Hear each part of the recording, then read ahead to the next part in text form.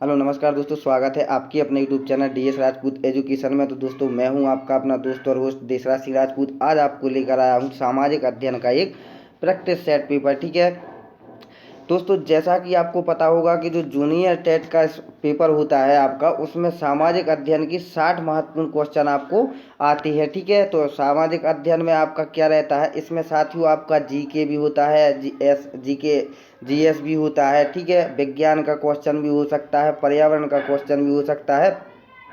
तो दोस्तों इसमें सभी प्रकार की क्वेश्चन आपको मिल सकते हैं। तो आज आप लोगों के लिए वही मैं प्रैक्टिस सेट पेपर लेकर आया हूं, जो आपको जूनियर टेट में जो सामाजिक अध्ययन के पोर्शन में पूछे जाते हैं क्वेश्चन आंसर। तो आशा करूंगा कि आप लोग शुरू से अंत तक जरूर देखेंगे। अगर आपको वीडियो अच्छी लगे तो आप लोग जरूर लाइक कर देना, और इसी प्रकार से अगर आप लोग और भी प्रैक्टिस सेट पेपर देखना चाहते हैं तो चैनल को जरूर सब्सक्राइब कर लेना। तो चलते हैं क्वेश्चन की ओर, देखते हैं क्वेश्चन को। आशा करता हूँ आपको जरूर पसंद आएगा, आप लोग केवल देखिएगा जरूर। ठीक है, तो चलते हैं क्वेश्चन देखते हैं। तो अपन क्वेश्चन देखते हैं। यहाँ पर क्वेश्चन दिया हुआ है कि भारतीय रिजर्व बैंक की स्थापना कब हुई थी। तो भारतीय जो रिजर्व बैंक की स्थापना हुई थी वो कब हुई थी। तो साथियों अगर आपको आंसर आता है, पता है, तो आप लोग कमेंट करते चलिएगा। अगर आप लोग चाहें तो लास्ट में हमें एक साथ अपने नंबर काउंट करके बता सकते हैं। जो क्वेश्चन आपको इम्पोर्टेंट लगे, नोट डाउन करने लायक लगे, तो आप लोग जरूर नोट डाउन करते चलिएगा। तो भारतीय रिजर्व बैंक की स्थापना कब हुई थी, वर्ष 1920 में, वर्ष 1930, वर्ष 1935 या फिर वर्ष 1940 में। तो क्या हो जाएगा इसका राइट आंसर। तो दोस्तों जो इसकी भारतीय रिजर्व बैंक की स्थापना हुई थी वो हुई थी 1935 में। ठीक है, तो भारतीय रिजर्व बैंक की स्थापना 1 अप्रैल, कितने, 1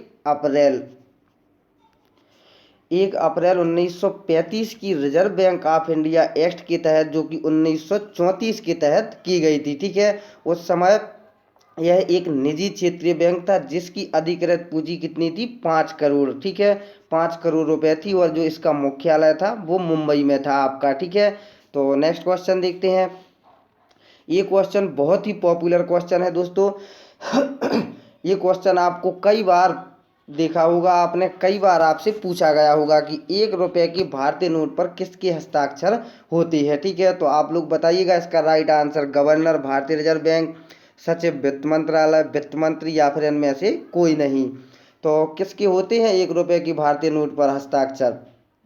तो दोस्तों जो 1 रुपए का नोट होता है उस पर जो आपके हस्ताक्षर होते हैं वो सचिव वित्त मंत्रालय के हस्ताक्षर होती है। ठीक है, तो 1 रुपए के भारतीय नोट पर सचिव वित्त मंत्रालय के हस्ताक्षर होते हैं। 2 रुपए से लेकर 2000 तक के नोट पर गवर्नर रिजर्व बैंक के हस्ताक्षर होते हैं। ठीक है, जो कि 1 रुपए की नोट पर मुद्रण अब बंद हो गया है। ठीक है, तो किसकी होती है 1 रुपए की नोट पर, तो सचिव वित्त मंत्रालय की होती है। ठीक है, नेक्स्ट क्वेश्चन देखते हैं। सोज ए वतन पुस्तक के लेखक हैं महादेवी वर्मा, प्रेमचंद, सुमित्रा नंदन पंत, या सूर्यकांत त्रिपाठी निराला। तो क्या हो जाएगा इसका राइट आंसर। सोज ए वतन पुस्तक के जो लेखक हैं आपके वो है प्रेमचंद। ठीक है, तो जो दूसरा विकल्प होगा आपका राइट आंसर हो जाएगा। ठीक है, नेक्स्ट क्वेश्चन देखते हैं। किस राजवंश ने उत्तर भारत पर शासन नहीं किया है। तो कौन सी वो राजवंश थे जिसने उत्तर भारत पर अपना शासन नहीं किया, चालुक्य, राजपूत, गुप्त, या फिर मौर्य। तो क्या हो जाएगा इसका राइट आंसर। तो दोस्तों इसका जो राइट आंसर हो जाएगा आपका वो हो जाएगा चालुक्य थे जो राजवंश, इन्होंने उत्तर भारत पर अपना शासन नहीं किया था। चालुक्यों का शासन दक्षिण भारत में था। ठीक है, जिसमें वातापी के चालुक्य, कल्याणी के चालुक्य और बैगी के चालुक्य आदि प्रसिद्ध थे। ठीक है, नेक्स्ट क्वेश्चन देखते हैं। हल्दी घाटी का युद्ध किस वर्ष में हुआ था। हल्दी घाटी का युद्ध कौन से वर्ष में हुआ था। 1756, 1576, 1756, या फिर 1576 ईस्वी पूर्व में। तो कब हुआ था हल्दी घाटी का युद्ध। तो दोस्तों इसका जो राइट आंसर होगा, जो हल्दी घाटी का युद्ध हुआ था वो 18 जून 1576 ईस्वी में हुआ था। ठीक है, को मेवाड़ के शासक और महाराणा प्रताप एवं अकबर के बीच हुआ था। ठीक है, नेक्स्ट क्वेश्चन देखते हैं। वह महिला जिसने अवध में 1857 की क्रांति का नेतृत्व किया था, लक्ष्मीबाई, अहिल्याबाई, अरुणा आसफ अली, या फिर बेगम हजरत महल। तो क्या हो जाएगा इसका राइट आंसर।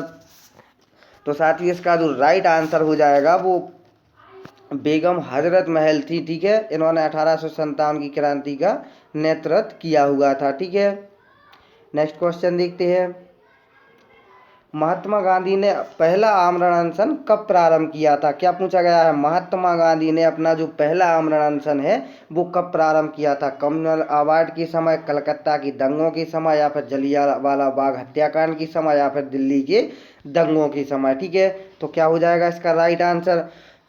तो साथियों इसका जो राइट आंसर होगा वो कम्युनल अवार्ड के समय इन्होंने पहला अपना आमरण अनशन है वो किया था। ठीक है, तो महात्मा गांधी ने दलितों को पृथक निर्वाचन मंडल प्रदान करने वाले कम्युनल अवार्ड का विरोध करने के लिए कितने 20 सितंबर 1932 को यरबदा जेल में आमरण अनशन किया हुआ था। ठीक है, तो ये जेल में थे उस समय। ठीक है, नेक्स्ट क्वेश्चन देखते हैं, बाकू प्रसिद्ध क्यों है? तो बाकू प्रसिद्ध क्यों हो जाएंगे? लोहा उद्योग के लिए, हवाई जहाज उद्योग के, या फिर समुद्री जहाज उद्योग, या फिर पेट्रोलियम? तो क्या हो जाएगा इसका राइट आंसर? तो दोस्तों बाकू प्रसिद्ध था जो वो था आपका पेट्रोलियम के लिए। ठीक है, बाकू अजरबैजान की राजधानी है जो कि कैस्पियन सागर के तट पर स्थित है। सबसे बड़ा शहर है, बाकू पेट्रोलियम के लिए प्रसिद्ध था। ठीक है, नेक्स्ट क्वेश्चन देखते हैं, तो नेक्स्ट क्वेश्चन में क्या पूछा जा रहा है, बेरोजगारी समस्या से गरीबी बढ़ती है, क्यों क्यों बढ़ती है? तो गरीबी रेखा से नीचे रहने वालों की संख्या बढ़ती है, जनसंख्या तेजी से बढ़ती है, या फिर मुद्रास्फीति की दर बढ़ती है, या फिर ब्याज दर बढ़ती है? तो बेरोजगारी की जो समस्या बढ़ती है वो क्यों बढ़ती है? आप लोग इसका राइट आंसर बताइएगा। तो दोस्तों इसका जो राइट आंसर होगा, बेरोजगारी की जो समस्या बढ़ती है उससे क्या होता है, मुद्रास्फीति की दर बढ़ती है। ठीक है, तो बेरोजगारी समस्या से गरीबी बढ़ती है क्योंकि मुद्रास्फीति की जो दर होती है वो बढ़ती है। मुद्रास्फीति में मुद्रा का वास्तविक मूल्य क्या होता है, कम हो जाता है। ठीक है, नेक्स्ट क्वेश्चन देखते हैं, भारत में अधिकांशतः बेरोजगारी है। तो भारत में अधिकांशतः बेरोजगारी क्यों है? प्रौद्योगिकीय, चक्रीय, संघर्ष संबंधी, या फिर संरचनात्मक? ठीक है, तो अधिकांश बेरोजगारी है, तो दोस्तों इसका जो राइट आंसर होगा वो हो जाएगा आपका चक्रीय। ठीक है, अब चक्रीय कैसे होगा कि भारत में अधिकांशतः बेरोजगारी चक्रीय है, ऐसी बेरोजगारी जो समग्र मांग में कभी तथा निष्क्रिय उत्पादन क्षमता के कारण हो और मांग में वृद्धि के साथ समाप्त हो जाए। ठीक है, इसे हम क्या कहते हैं, चक्रीय बेरोजगारी कहते हैं। ठीक है, नेक्स्ट क्वेश्चन देखते हैं, आदि शंकराचार्य द्वारा स्थापित 4 मठ कौन कौन से हैं आपको बताना है। जोशी मठ, द्वारकापुरी, श्रृंगेरी, द्वारका, जोशीमठ प्रयाग, द्वारका, जोशीमठ प्रयाग, या फिर कांची, या फिर पुरी, श्रृंगेरी, द्वारका और वाराणसी? तो जो 4 मठ थे शंकराचार्य के वो कौन कौन से थे? तो इसका जो राइट आंसर होगा वो क्या हो जाएगा दोस्तों? तो इसका हो जाएगा, इनके जो 4 मठ थे वो जोशीमठ, द्वारका, पुरी और श्रृंगेरी, यानी कि पहला जो विकल्प है वो राइट आंसर आपका हो जाएगा। ठीक है, नेक्स्ट क्वेश्चन देखते हैं, संयुक्त राष्ट्र मानव विकास सूचकांक किसके द्वारा विकसित किया गया है? महबूब उल हक के द्वारा, जगदीश भागवत, जोसेफ स्टेगलेज, या फिर अमर्त्य सेन? क्या हो जाएगा इसका राइट आंसर? तो दोस्तों इसका जो राइट आंसर हो जाएगा आपका वो महबूब उल हक के द्वारा सूचकांक विकसित किया गया था। ठीक है, नेक्स्ट क्वेश्चन देखते हैं, भारत में राष्ट्रीय आय की प्राकलन तैयार किए जाते हैं। तो भारत में राष्ट्रीय आय की प्राकलन कैसे तैयार किए जाते हैं? तो क्या हो जाएगा, भारतीय विकास परिषद द्वारा, भारतीय उत्पादन परिषद द्वारा, भारतीय आय समिति द्वारा, या फिर केंद्रीय सांख्यिकी संगठन के द्वारा? तो क्या हो जाएगा इसका राइट आंसर? तो दोस्तों इसका जो राइट आंसर होगा वो हो जाएगा केंद्रीय सांख्यिकीय संगठन के द्वारा। तो केंद्रीय सांख्यिकी संगठन यानी कि CSO द्वारा राष्ट्रीय आय के प्राकलन तैयार किए जाते हैं। ठीक है, तो चौथा जो विकल्प होगा आपका वो राइट आंसर हो जाएगा। ठीक है, नेक्स्ट क्वेश्चन देखते हैं, भारत की स्वतंत्रता प्राप्ति के समय भारतीय राष्ट्रीय कांग्रेस के अध्यक्ष थे। तो ये क्वेश्चन महत्वपूर्ण है, इम्पोर्टेंट है, ये क्वेश्चन कई परीक्षाओं में पूछा भी आपसे जाता है। ठीक है, तो भारत की स्वतंत्रता प्राप्ति के समय जो भारतीय राष्ट्रीय कांग्रेस थे उसके अध्यक्ष कौन थे? JV कृपलानी, जवाहरलाल नेहरू, राजेंद्र प्रसाद, या फिर सरदार वल्लभ भाई पटेल? ठीक है, तो क्या हो जाएगा इसका राइट आंसर? तो साथियों जो स्वतंत्र भारत के समय भारतीय राष्ट्रीय कांग्रेस के अध्यक्ष थे वो JV कृपलानी थे। ठीक है, तो स्वतंत्रता प्राप्ति के समय कांग्रेस के अध्यक्ष JV कृपलानी एवं ब्रिटेन के प्रधानमंत्री क्लीवलैंड LG लेबर पार्टी थे। ठीक है, नेक्स्ट क्वेश्चन देखते हैं, मौर्य काल में शिक्षा ग्रहण करने का सर्वाधिक प्रसिद्ध केंद्र था। मौर्य काल में पूछा जा रहा है, ठीक है। तो मौर्य काल में क्या था? तक्षशिला, उज्जैन, ठीक है। और भी विकल्प हैं, लेकिन मौर्य काल में जो शिक्षा ग्रहण करने का सर्वाधिक केंद्र था वो तक्षशिला आपका राइट आंसर हो जाएगा, ठीक है। मौर्य काल में तक्षशिला शिक्षा का प्रसिद्ध केंद्र था, ठीक है। आचार्य चाणक्य तक्षशिला में ही क्या थे? शिक्षक थे, जहां उन्होंने चंद्रगुप्त मौर्य को भी क्या दी थी? शिक्षा प्रदान की थी, ठीक है। तो नेक्स्ट क्वेश्चन देखते हैं। साथियों, अगर आपको ये प्रैक्टिस सेट पेपर अच्छा लगे तो जरूर लाइक कर देना। अगर आप लोग इसी प्रकार से और भी प्रैक्टिस सेट पेपर देखना चाहते हैं तब आप लोग चैनल को जरूर सब्सक्राइब कर लें। साथ में जो बगल में बेल आइकन आएगा उसको भी प्रेस करना बिल्कुल मत भूलिएगा, ठीक है। अगर आपको अच्छी लगे वीडियो तो अपने दोस्तों के साथ भी शेयर कर सकते हैं और आप लोग इसको सब्सक्राइब और लाइक भी जरूर करिएगा, ठीक है। तो देखते हैं नेक्स्ट क्वेश्चन। अगर आपको किसी भी क्वेश्चन में कोई भी किसी भी प्रकार का डाउट उत्पन्न होता है तो आप लोग हमें कमेंट में जरूर लिख भेजिएगा, ठीक है। लेकिन साथियों, वीडियो को स्किप बिल्कुल मत करिएगा, वीडियो को पूरा देखिएगा। बहुत अच्छे अच्छे क्वेश्चन है, यही क्वेश्चन आपके जूनियर टेट में पूछे भी जाते हैं, ठीक है, सामाजिक अध्ययन में। तो क्या पूछा जा रहा है नेक्स्ट क्वेश्चन में? प्रसिद्ध बौद्ध विद्वान अश्वघोष किसके समकालीन थे? अशोक के, नागार्जुन के, कनिष्क के या फिर हर्ष के? तो क्या हो जाएगा इसका राइट आंसर? तो दोस्तों, इसका जो राइट आंसर होगा, प्रसिद्ध बौद्ध विद्वान अश्वघोष जिस थे कनिष्क के समकालीन थे, ठीक है। तीसरा विकल्प जो है वो आपका राइट आंसर हो जाएगा, ठीक है। निम्नलिखित में से किस स्थान पर मानव के साथ कुत्ते को दफनाए जाने का साक्ष्य मिला है? बुर्जहोम, कोल्डी हवा, चौपाटी या फिर मांडू? तो क्या हो जाएगा इसका राइट आंसर? तो दोस्तों, बुर्जहोम जो ऐसी जगह है जहां पर मानव के साथ साथ कुत्ते को दफनाए जाने की साक्ष्य भी आपके मिले हैं। बुर्जहोम कश्मीर में खोजा गया प्रथम नवपाषाणिक स्थल है जो डल झील और जबरवान पहाड़ी के बीच स्थित है, ठीक है। करेवा पर स्थित है आपका ये। यहाँ पर स्टोन एज से आरंभिक ऐतिहासिक काल तक का प्रवास मिला है। इसी स्थान पर मानव के साथ कुत्ते दफनाए जाने का साक्ष्य भी आपको प्राप्त हुआ है, ठीक है। नेक्स्ट क्वेश्चन देखते हैं। एलिफेंटा की प्रसिद्ध गुफा मंदिरों का संबंध किससे था? चालुक्यों से, चोल से, पल्लवों से या फिर राष्ट्रकूट से? ठीक है, तो क्या हो जाएगा इसका राइट आंसर? तो इसका राइट आंसर आपको मालूम ही होगा। एलिफेंटा की जो प्रसिद्ध गुफा मंदिरों का संबंध था वो किससे था? वो था राष्ट्रकूट से। ठीक है, तो ये चौथा जो ऑप्शन है आपका राइट आंसर हो जाएगा। ठीक है, नेक्स्ट क्वेश्चन देखते हैं।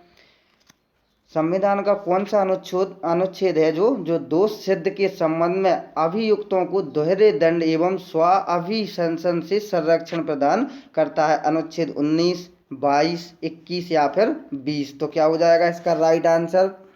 तो दोस्तों इसका जो राइट आंसर आपका हो जाएगा वो अनुच्छेद 20 आपका राइट आंसर हो जाएगा। जो संविधान या अनुच्छेद 20 है वो स्वतंत्रता के अधिकार के अंतर्गत दोष सिद्ध के संबंध में अभियुक्तों को दोहरे दंड एवं स्व अभिशंसन से संरक्षण प्रदान करता है। ठीक है, नेक्स्ट क्वेश्चन देखते हैं। भारतीयों के विरोध के कारण बंगाल को फिर से कब एकीकृत किया गया था? वर्ष 1905, वर्ष 1911, वर्ष 1947 या फिर वर्ष 1971 में? तो भारतीयों के विरोध के कारण बंगाल को फिर से कब एकीकृत किया गया था?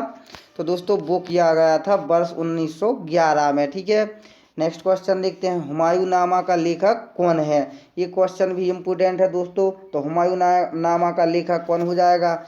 जेबुन शाह या जहां आरा, गुलबदन बेगम या फिर रोशन आरा? तो हुमायूंनामा के लेखक कौन हो जाएंगे? तो दोस्तों हुमायूंनामा के जो लेखक थे वो गुलबदन बेगम राइट आंसर हो जाएगा। बाबर की पुत्री थी गुलबदन बेगम। ठीक है, 1523 से लेकर के 1603 ईस्वी ने हुमायूंनामा लिखा था। ठीक है, नेक्स्ट क्वेश्चन देखते हैं। सर्वेंट्स ऑफ इंडिया सोसाइटी के संस्थापक कौन थे? मदन मोहन मालवीय, सरोजनी नायडू, जस्टिस रानाडे या फिर गोपाल कृष्ण गोखले? ठीक है, तो क्या हो जाएगा इसका राइट आंसर? तो दोस्तों इसका जो राइट आंसर हो जाएगा सर्वेंट्स ऑफ इंडिया सोसाइटी के संस्थापक थे गोपाल कृष्ण गोखले। ठीक है, गोपाल कृष्ण गोखले ने सर्विस ऑफ इंडिया सोसाइटी की स्थापना कहाँ पर की थी? पुणे यानी महाराष्ट्र में की थी। सोसाइटी में ने शिक्षा, स्वास्थ्य, सफाई और सामाजिक बुराइयों के क्षेत्र में कार्य किया था। ठीक है, नेक्स्ट क्वेश्चन देखते हैं। ब्रिटिश ईस्ट इंडिया कंपनी ने बम्बई किसने लिया था? डचों ने, फ्रांसीसियों ने, और भी ऑप्शन देखते हैं, या फिर डेनिशों ने, या फिर पुर्तगालियों ने। ठीक है, तो इसका जो राइट आंसर आपका हो जाएगा दोस्तों, वो आपका राइट आंसर हो जाएगा आपका पुर्तगालियों ने। ठीक है, 1668 ईस्वी में इंग्लैंड के सम्राट चार्ल्स 11 का सेकंड का विवाह पुर्तगाल की राजकुमारी कैथरीन से होने के कारण चार्ल्स को दहेज के रूप में बम्बई मिला, जिसे उन्होंने 10 पाउंड वार्षिक किराए पर ईस्ट इंडिया कंपनी को दे दिया था। ठीक है, नेक्स्ट क्वेश्चन देखते हैं। 24 नंबर क्वेश्चन है आपके सामने। संसद की सम्मिलित बैठक की अध्यक्षता की जाती है राज्यसभा के अध्यक्ष के द्वारा, प्रधानमंत्री द्वारा, लोकसभा के स्पीकर द्वारा, या फिर राज्यसभा में विपक्ष के नेता के द्वारा। ठीक है, तो क्या हो जाएगा इसका राइट आंसर? संसद की सम्मिलित बैठक की अध्यक्षता किसके द्वारा संपन्न कराई जाती है? तो साथियों वो कराई जाती है लोकसभा के स्पीकर के द्वारा। ठीक है, तो संसद के संयुक्त अधिवेशन की जो अध्यक्षता लोकसभा के अध्यक्ष यानी कि स्पीकर के द्वारा की जाती है। संविधान के अनुच्छेद कितने? 108। ठीक है, 108 में संसद संयुक्त अधिवेशन की व्यवस्था है।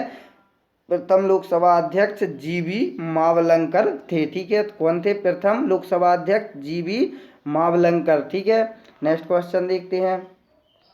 यहाँ पर दिया हुआ है 1838 ईस्वी में स्थापित भारत का प्रथम राजनीतिक संगठन था, कौन था? ब्रिटिश इंडिया सोसाइटी, बंगला ब्रिटिश इंडिया सोसाइटी, या फिर सेटलर्स एसोसिएशन, या फिर जमींदारी एसोसिएशन। ठीक है, तो क्या हो जाएगा इसका राइट आंसर? तो दोस्तों इसका जो राइट आंसर हो जाएगा वो जमींदारी एसोसिएशन स्थापित संगठन था। ठीक है, भारत का प्रथम राजनीतिक संगठन। ठीक है, तो 1838 में जमींदारी सभा की लैंड होल्डर सोसाइटी स्थापना द्वारकानाथ टैगोर के प्रयासों से हुई थी। किसके? द्वारकानाथ टैगोर के प्रयासों से हुई थी। यह प्रथम राजनीतिक संस्था थी जिसका उद्देश्य जमींदारों के हितों का संरक्षण करना था। ठीक है, नेक्स्ट क्वेश्चन देखते हैं। महात्मा गांधी के राजनीतिक जीवन में निम्नलिखित घटनाओं का सही कालानुक्रम कौन सा है? चंपारण सत्याग्रह, अहमदाबाद मिल हड़ताल, खेड़ा सत्याग्रह, या फिर असहयोग आंदोलन। तो ये कूट आपको बताने हैं कौन से आपके क्रमानुसार हो जाएंगे। ठीक है, तो दोस्तों इसका जो राइट आंसर हो जाएगा आपका वो बी विकल्प आपका राइट आंसर हो जाएगा। पहला, तीसरा, फिर दूसरा, फिर चौथा। ठीक है, तो ये पहला जो चंपारण सत्याग्रह है वो 1917, खेड़ा सत्याग्रह आपका जो है वो है आपका 1918। इसके बाद आपका आएगा अहमदनगर मिल मजदूरों की हड़ताल जो कि मार्च 1918 में। इसके बाद आपका आएगा असहयोग आंदोलन जो कि 1920 में। ठीक है, ये आपके क्रमानुसार आ जाएंगे। ठीक है, नेक्स्ट क्वेश्चन देखते हैं। निम्न में से कौन उदारवादी नहीं था? क्या पूछा गया है? उदारवादी नेता कौन सा नहीं था? फिरोज शाह मेहता, दादा भाई नौरोजी, गोपाल कृष्ण गोखले, या फिर बाल गंगाधर तिलक। ठीक है, तो उदारवादी कौन नहीं थे? तो दोस्तों इसका जो राइट आंसर हो जाएगा आपका वो आ जाएगा बाल गंगाधर तिलक। ठीक है, ये कैसे नेता थे? ये उदारवादी नेता नहीं थे। ठीक है, तो बाल गंगाधर तिलक उग्रवादी दल के नेता थे। उन्होंने मराठा एवं केसरी पत्रिका का प्रकाशन भी किया, साथ ही शिवाजी जयंती और गणेश पूजा का प्रचलन भी किया। ठीक है, नेक्स्ट क्वेश्चन देखते हैं। माना दर्रा कहाँ पर स्थित है? तो माना दर्रा कहाँ है? उत्तर प्रदेश में, उत्तराखंड में, जम्मू कश्मीर में, या फिर हिमाचल प्रदेश में। ठीक है, तो क्या हो जाएगा इसका राइट आंसर? आप लोग कमेंट करिएगा अगर आपको इसका राइट आंसर मालूम है। ठीक है, क्या हो जाएगा इसका राइट आंसर? तो दोस्तों इसका जो राइट आंसर हो जाएगा जो माना दर्रा स्थित है वो उत्तराखंड में आपका हो जाएगा। ठीक है, तो माना दर्रा नंदा देवी जैव मंडल रिजर्व के अंदर है जो जास्कर पर्वतमाला श्रेणी के पूर्व में स्थित है। ठीक है, यह दर्रा उत्तराखंड के माना कस्बे से 48 किमी उत्तर में है। ठीक है, तो माना दर्रा सरस्वती नदी का स्रोत है। माना दर्रा उत्तराखंड और तिब्बत के बीच व्यापार का रास्ता भी है। ठीक है, नेक्स्ट क्वेश्चन देखते हैं। फसल चक्र आवश्यक है? तो फसल चक्र आवश्यक क्यों है? पौधों में प्रोटीन वृद्धि हेतु, विभिन्न फसलों की प्राप्ति हेतु, या फिर मृदा की उर्वरा शक्ति में वृद्धि हेतु, या मृदा की नमी को बनाए रखने के लिए। ठीक है, तो फसल चक्र आवश्यक क्यों होता है? तो दोस्तों वो फसल चक्र जो आवश्यक होता है वो होता है मृदा की उर्वरा शक्ति में वृद्धि बनाए रखने के लिए। ठीक है, फसल चक्र का उद्देश्य पौधों के भोज्य तत्वों का सदुपयोग तथा भूमि की भौतिक, रासायनिक और जैविक दशाओं में संतुलन स्थापित करना है। ठीक है, फसल चक्र से पौधे की उर्वरा शक्ति की रक्षा, पोषक तत्वों का संतुलन, हानिकारक कीटाणुओं एवं घास पात की रोकथाम आदि के फायदे होते हैं। ठीक है, नेक्स्ट क्वेश्चन देखते हैं। निम्न में कौन संक्रामक बीमारी नहीं है? संक्रामक बीमारी नहीं है ये क्वेश्चन। एड्स, छोटी माता, गलसुआ, परिसर्प या सरल हर्पीज। ठीक है, तो कौन सी जो बीमारी है वो संक्रामक बीमारी नहीं है? तो क्या हो जाएगा? तो दोस्तों एड्स जो आपकी बीमारी होती है वो संक्रामक बीमारी नहीं है। ठीक है, एड्स एक विषाणुजन्य रोग है जो human immuno deficiency virus HIV, ठीक है, HIV, इसका फुल फॉर्म क्या होता है? ह्यूमन इम्यूनो डिफिशियंसी वायरस, ठीक है, के द्वारा होता है। एड्स रोग का विषाणु लैंगिक स्पर्श, रुधिर आधान व संदूषित सिरिंज के द्वारा फैलता है। ठीक है, नेक्स्ट क्वेश्चन देखते हैं। निम्न में से कौन सा जैविक मूल का है? ठीक है, जैविक मूल का कौन सा हो जाएगा? मूंगा, पन्ना, माणिक या फिर पुखराज। ठीक, क्या हो जाएगा इसका राइट आंसर? तो इसका जो राइट आंसर होगा वो आपका मूंगा हो जाएगा। ठीक है, मूंगा जैविक मूल का है। मूंगा संघ सिलेटेट्रा का एक समुद्री जीव है। ठीक है, नेक्स्ट क्वेश्चन देखते हैं। मुस्लिम लीग ने भारत के विभाजन की मांग का प्रस्ताव अपने किस अधिवेशन में किया था? ठीक है, तो इसकी ऑप्शन देख लेते हैं।